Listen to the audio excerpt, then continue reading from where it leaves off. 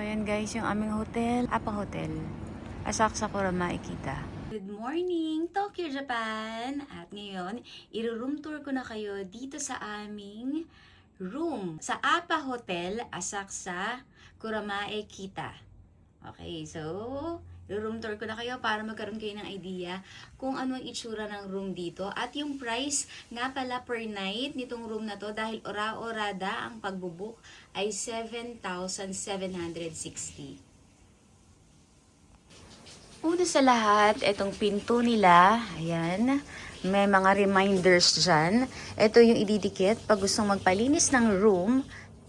And then, ito naman yung tinatawag na evacuation map. Ang room natin is 510. Nasa 5th floor tayo. At ito naman, smoke guard. So, in case of fire, ayan, ito ay pang emergency din. So, ito yung mga lock nila. Very secure naman dito. And then dito, ilalagay yung key card para gumana yung electricity sa loob. And then meron ditong dalawang sampayan na may tagtatlong hangers. Ayan. So, very okay naman itong space na to. Kasya tong malaking luggage. Yun nga lang, syempre, medyo iaanggulo kung magbubukas. Itong bathroom. Ang una, meron tayong dalawang tissue. Ayan. Tapos, ito yung buttons para sa Toto washlet. Ayan. Kahit budget hotel, ang Apa Hotel, naka-Toto washlet yan. At the same time, meron dito mano-mano na flash. At ito, ay ano to?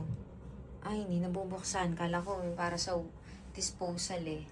And then, ito yung lavatory. Sa lavatory, meron face and hand soap.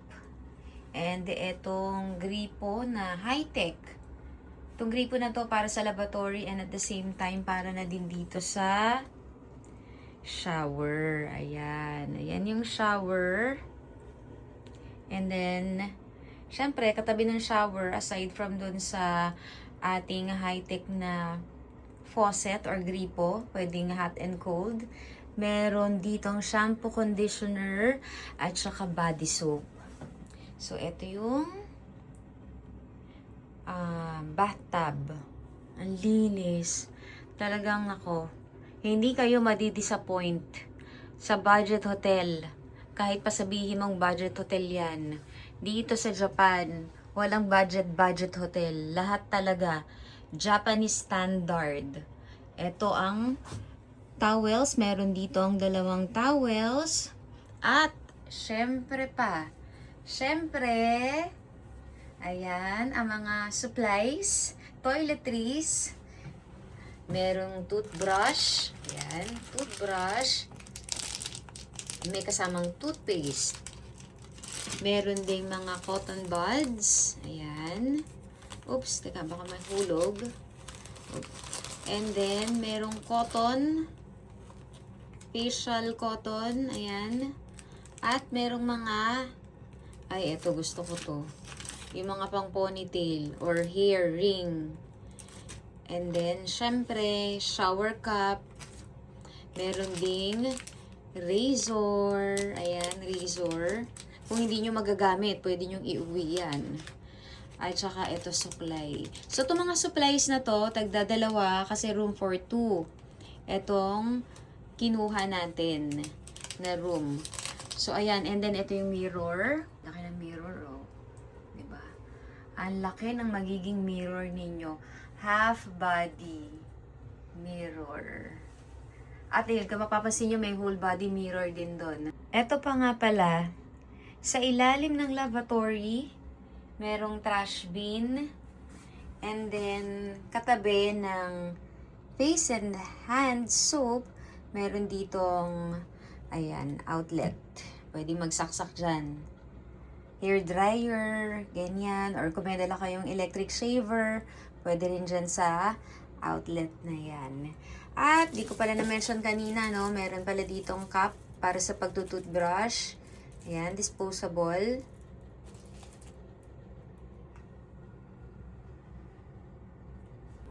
Dito naman, sa opposite side, merong, ayan, hook. May dalawang hook dyan. Tapos, meron ditong, ayan, plastic bag para sa mga used or mga wet na damit. At ito naman, yung mga face towels. Ayan.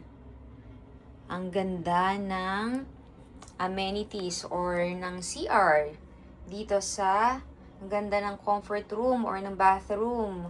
Although magkasama na, 'di ba? Wala tayong problema doon kasi napakalinis talaga ng comfort room ng APA Hotel. At ilalagay ko na lang yung price nito per night dito sa screen. Ito yung kanilang unan. So, meron din provided na parang extra unan. Ganyan yung itsura niya, oh. Medyo manipis. So, dalawa niyan. Tapos, yung regular na unan, ayan, dalawa. So, in total, 4 na unan. Very comfy dito magstay sa APA Hotel, Kuramae Kita. Located in Asakusa, Tokyo, Japan. Honestly, hindi ganun ka-spacious ang APA Hotel. But then, this is a budget hotel. So, very practical na din. I think practical na din magstay dito. At, oo nga pala, before I forget, meron pala ditong peephole at meron namang cover. So, okay lang. Pero kung hindi, alam nyo, mas maganda kung tatakpan nyo yan. Okay, dito naman, meron tayong 2 trash bin, tapos slippers, shoehorn, ayan. And then, ito yung full-size mirror. Ganda. At meron ditong television. Ayan. Ganyan ang itsura ng wall. May pa-design. Ayan. And then, dito naman, sa part na to, ayan, buksan natin yung lamp para mas makita nyo. May lamp. At sa bawat side nitong tawag dito sa bed, dito sa headboard, merong mga controls ng light sa room, sa desk, sa bathroom, and then sa air condition, at pwede ring mag-charge dito ng cellphone and other gadgets, pati na din sa kabilang side. Okay, so ganito lang ang size ng bed. So double tong na to, size ng bed na to, pang dalawahan tao. Sakto naman. And then, ang laki ng TV. In fairness sa TV, ha? Yung lapad ng bed, yon ang lapad ng TV na to. Dito sa headboard, nakita nyo, may origami pa. Ang cute. So, as of now, ayan ang time. 9:08, April 19, 2026.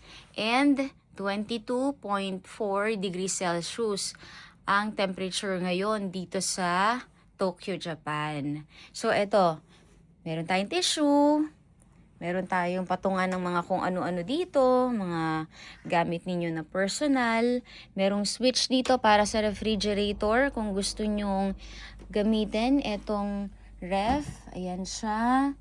Very, very cute ng ref. Okay, turn off na natin yung switch. Dito naman, sa part na to, very,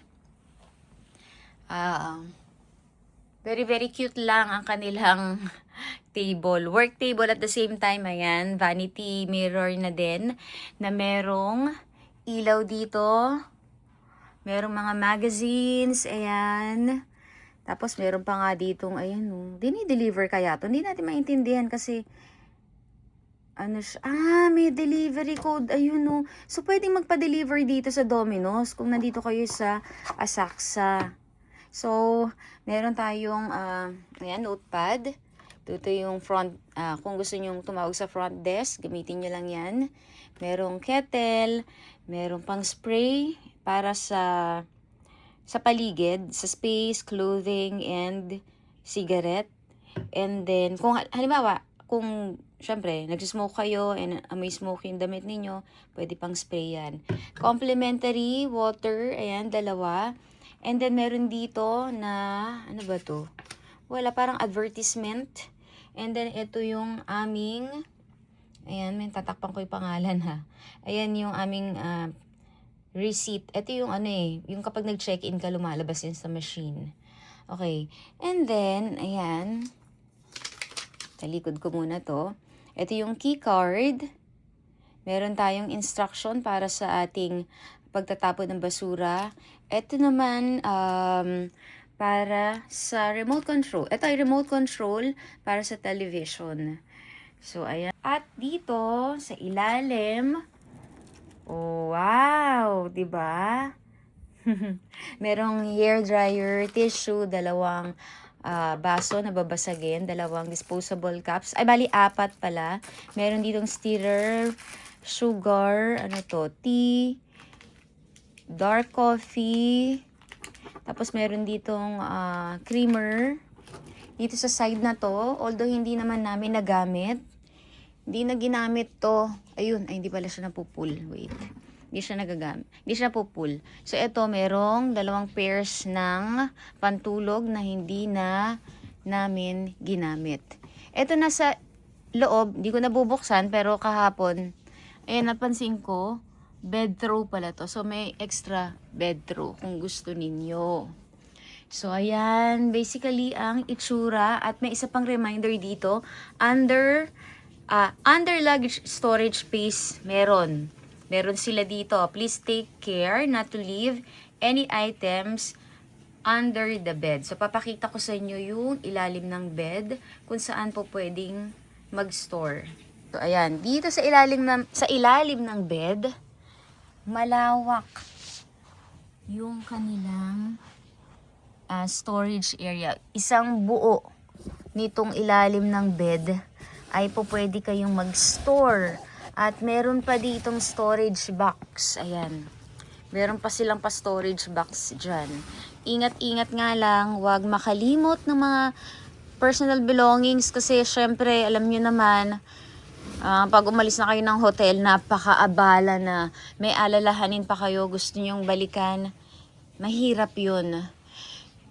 So, abala talaga. Especially, pag araw ng flight, alam nyo naman na, nako, nagmamadali talaga tayo dyan. At as early as possible, kailangan makarating tayo sa airport. So, kung may aalalahanin pa tayo, nako, mahirap talaga. So, eto pala sa ating full size mirror. Pansin ko din na pwede ditong maghang. Eto, pwede ring maghang. Siguro payong, pwede. Tapos dito, kung anong gusto nyo ihang. Ayan. Kung ano man yung gusto nyang ihang. And then dito, ayan, pwede kayong maghang ng belt, ganyan. Or mga coat ninyo, kung ayaw nyong ihalo sa mga ihang nyo doon sa part na yon. Ayan, so dito, well lighted tong lugar na to ha. Itong room na to. Merong mga light, ayan, may light dito. Tapos may isang mahabang light. Diyan. And ito meron tayo sa ating vanity area na work area na rin at the same time. At syempre sa ating headboard, ayan, meron ding cute na lamp. Again, this room is priced at 7,760 pesos dahil madalian. For one night yon ha. Basta tayo dito sa hallway para mapakita ko sa inyo. Okay. So, ganito yung itsura. Kakaiba, no? Yung mga hallway na to, makikitid lang. And then, nakakalula. Yun, nakakalula. Merong ganyan na part. Yan siya, oh. Tanaw mo yung hanggang sa pinakababa. Ayan, ganito. Ayan yung fire exit. Ayan. May open air. Etong hotel na to. Yan, oh. Kasi paglakad mo dito, ayan. So, doon maraming rooms din. Tapos sa pagitan, ayan, open air na siya. Ayan, oh. Makakalanghap kayo ng fresh air. Dito sa kabila, ganun din, open air. Ang galing, no? Kakaiba tong hotel na to. Kakaiba yung layout. So, tara. Ito yung room namin. Pinakita ko lang sa inyo kung ni itsura. So, pag tumingala, ayun, makikita naman yung mga rooms sa itaas. Ayan. So, tara na. Check out na tayo. Kukunin na namin yung gamit. At, naka-ready na kasi. So, ilalabas na namin yung mga gamit namin at tayo ay go na. Dito nga pala, self-check-in and self-check-out din. So, etong card na to, yan, merong machine na pipindutin or may i-enter kayo ng mga information. At dun sa machine na yon, after ma-enter ng information na magagaling sa passport, ay makakakuha kayo nito. So, magre-release yung machine ng ganitong card. So, sa pag-check out, ganun lang din. Doon sa counter, parang may mga terminal doon, kanya-kanyang check-out din. Kung mag-check out na, very important na ito ay huwag nyong iwawala. Kailangan to sa pag-check out. Ayan, etong key card ng hotel. So, very simple lang naman ang check-in and check-out dito. Self-check-in, self-check-out, very convenient, very, very fast. So, fast and easy dito sa APA Hotel. So, guys, mag-check out na kami kasi malapit na mag-10. And, yung hotel namin is nearby lang naman. So, yung hotel namin, mga ilang steps away from here lang naman. Mga ilang steps away. Hindi ko pa natanaw, pero nakita ko lang sa maps na malapit pala dito yung aming hotel. Yung hotel na yon ay nabook namin nung nasa Pilipinas pa. Ito kasi, binook namin to ngayon na nasa Japan kami. Dahil, yun nga, merong, di ba, merong something doon sa Nagoya na binanggit ko naman to sa isa kong video. Panoorin nyo na lang yon about, if not yung naka-separate video, baka dito na rin sa same video na yon na kinuwento ko kung ano yung story behind kung bakit kami umalis agad ng Nagoya at napaaga ang punta namin. By 1 day lang naman dito sa Tokyo. So yun, at kami ay mag-check out. Pupunta kami sa kabilang hotel para mag-concierge kami ng aming gamit at makagala-gala na din. See you!